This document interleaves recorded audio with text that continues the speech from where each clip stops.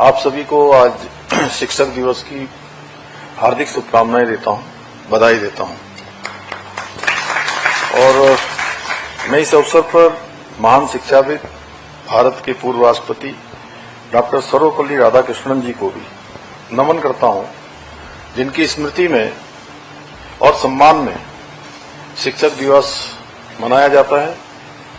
आज के इस विशिष्ट अवसर पर हम राज्य में शिक्षा के क्षेत्र में अपना उत्कृष्ट योगदान प्रदान करने वाले 16 शिक्षकों को शैलेश मटियानी राज्य शैक्षिक उत्कृष्टता पुरस्कार से सम्मानित कर रहे हैं, जिन्होंने अपने ज्ञान से, अनुभव से और परिश्रम से विद्यार्थियों के व्यक्तित्व को संवारने का काम किया है।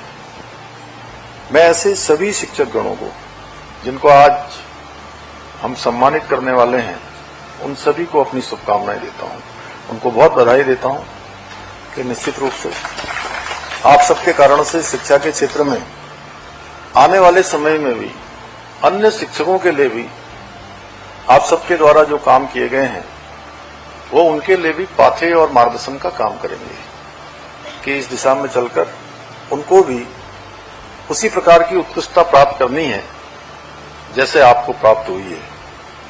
भाइयों बहनों, शैलेश मटियानी जी पहाड़ के दर्द और संवेदनाओं को गहराई से समझने वाले कथाकार थे।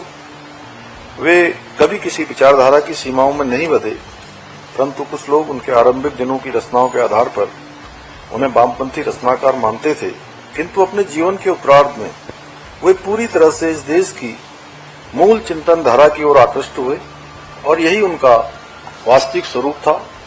ऐसा ही रूपांतरण महर्षि अरविंद के जीवन में भी हमें देखने को मिलता है। वे भी शुरू में क्रांतिकारी थे और आगे चलकर गहन चिंतन और अध्यात्म के महान ऋषि के रूप में पहचाने गए।